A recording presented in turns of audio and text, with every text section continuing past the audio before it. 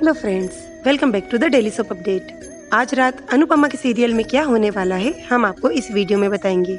So guys, video को पूरा देखिएगा, चैनल को सब्सक्राइब करना ना भूलिएगा। वीडियो पसंद आने पर प्लीज़ वीडियो को लाइक कीजिएगा।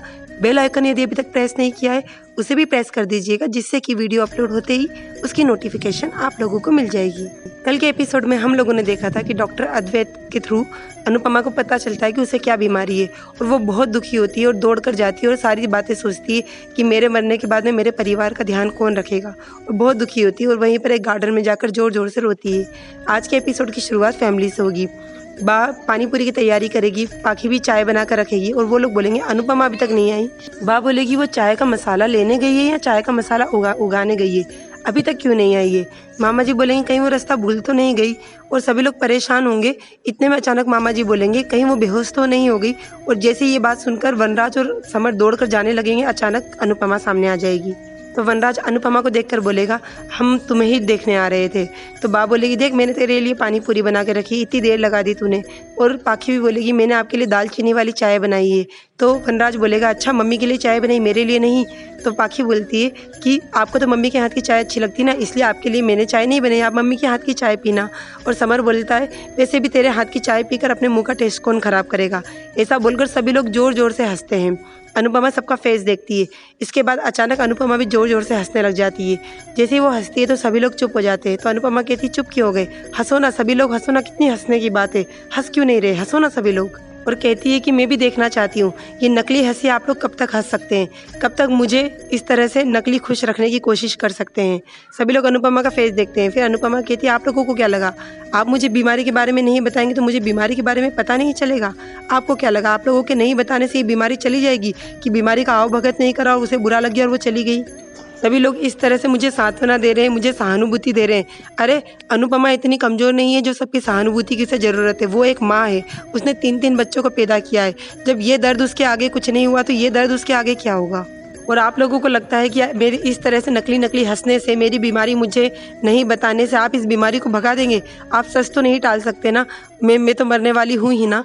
जैसे वो ये बात बोलती है तो वनराज को गुस्सा आता। वनराज बोलता चुप, एकदम चुप।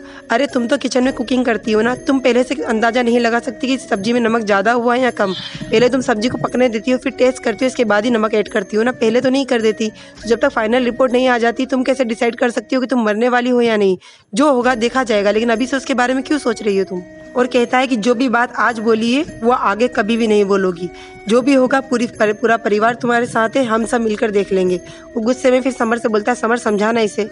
समर जैसे अनुपमा को समझाने आता है, अनुपमा उसका हाथ झटक देती है और कहती है अरे तुम लोग मेरे बच्चे हो, तुम में लोगों को मुझे संभालना चाहिए, और यहाँ पर तुम मुझे संभाल रहे हो। तुमने अपनी मम्मी को इतना कमज़ोर कैसे समझ लिया। जब मैं छोटी थी तभी मेरे सर से मेरे पिता का साया चला गया था, मैं वो दुख झेल गई। फिर माँ की बीमारी, भाई की मजबूरी, मैंने सारे दुख झेल लिए, यहाँ तक कि बेवफाई का भी दुख झेल लिया। तो ये दुख कौन सी चीज़ है, इसे भी मैं झेल जाऊँगी और इसे भी मैं देख लूँगी।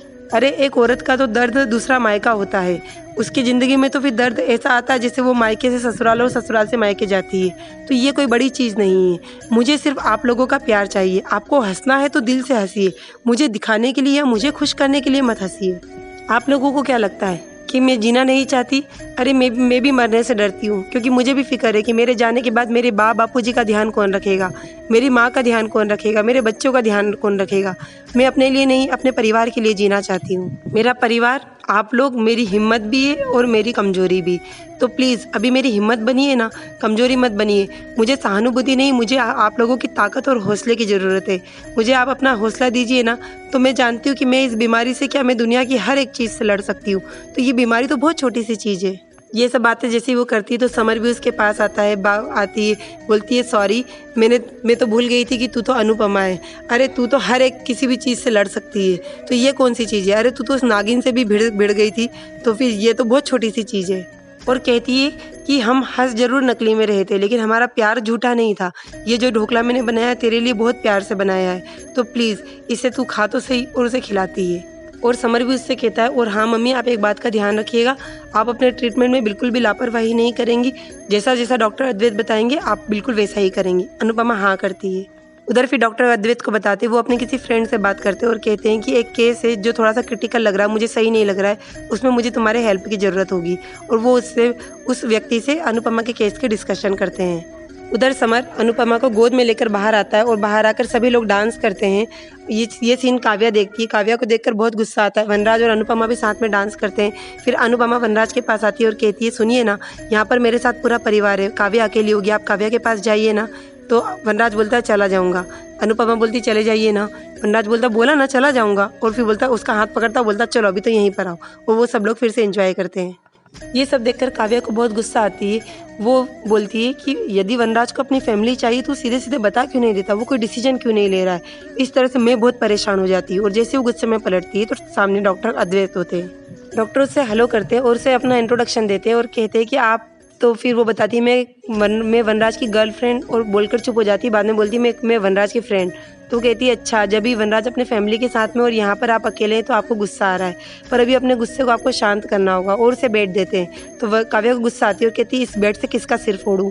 तो डॉक्टर बोलते हैं कि सिर नहीं फोड़ना है, और मेरा तो बिल्कुल भी सिर नहीं फोड़ना, मुझे पता होता कि आपका ऐसा कुछ इरादा है तो मैं हेलमेट पहन कर आता। और वहीं पर एक बॉल लगी होती है। बोलता है कि इस पे आपको अपना पूरा गुस्सा निकालना है। फिर उधर फैमिली को दिखाते हैं। सभी लोग बैठते हैं। अनुपमा सभी लोगों को चाय देती है। वनराज थोड़ा सा दूर खड़ा होता है। अनुपमा चाय का कप लेकर वनराज को देने जाती है। जैसे ही वो पलटती है तो फिर वनराज बोलता है अनुपमा मुझे तुमसे कुछ बात करनी है, सुनोगी। तो अनुपमा कहती है कि हाँ बोलिए। वो बोलता है कि मुझे ऐसा लगता है कि आज तुम्हारी जो भी बीमारी है उसका जिम्मेदार मैं हूँ, और मैं उसके लिए अपने आप को गिल्ट फील कर रहा हूँ। मैं जानता हूँ कि उसके लिए सॉरी शब्द बहुत छोटा है, लेकिन कम से कम मैं सॉरी से शुरुआत तो कर सकता हूँ। अनुपमा कहती है मन के सुख और दुख बहुत अलग है। आपने मुझे ठेस पहुंचाई है, आपने मुझे दर्द दिया है, लेकिन वो मन का दुख है। लेकिन तन का दुख अलग है। तन का दुख भाग्य से मिलता है, तो ये भाग्य की तकलीफ है। तो आप जबरदस्ती अपना सिर आगे क्यों कर रहे हैं? इसका सेहरा आप उसी के सिर पर बांधने दीजिए ना। वनराज बोलता है फिर भी मैं तुम्हारा साथ देना चाहता हूँ, तुम्हारा सहारा बनना चाहता हूँ। जैसे ही वो ये बोलता है तो अनुपमा उसका फेस देखती है और बोलती है मेरा साथ देने के लिए मेरा पूरा परिवार है और मुझे किसी के सहारे की ज़रूरत नहीं है। तो वनराज बोलता है ठीक है, अपने गिल्ट को ही कम करने के लिए समझ लो कि सहारा ना सही तुम्हारा साथ तो दे सकता हूँ, तो तुम्हें खुश रखने की कोशिश तो कर सकता हूँ ना। तो अनुपमा बोलती है अगर आप मुझे खुश रखना ही चाहते हैं तो आप एक काम कीजिए, आप काव्या से शादी कर लीजिए। और जैसे वनराज उसकी तरफ देखता है वहीं पर एपिसोड खत्म हो जाता है। कल के एपिसोड में हम लोगों को दिखाएंगे काव्या जोर जोर से बैट से उस बॉल को मारेगी और वनराज आकर उस बॉल को पकड़ लेगा। और डॉक्टर अद्वैत वनराज से कहेंगे कि आपको किसी एक को चूज करना होगा, यहाँ तो मिसेस शाह को या काव्या को, आपको कोई एक डिसीजन लेना पड़ेगा। और जैसे उन लोगों की बातें होती है वहीं पर अचानक अनुपमा बेहोश हो जाती है और समर की जोर से आवाज़ आती है मम्मी, और वनराज पलट कर देखता है और दौड़कर उसके पास जाता है। सो गाइज ये सब हमें अगले एपिसोड में दिखाएंगे। सो और आगे की अपडेट के लिए डेली सोप अपडेट से जुड़े रहिएगा। हम लोग मंडे को फिर मिलेंगे नए एपिसोड में। तब तक के लिए take care and bye bye.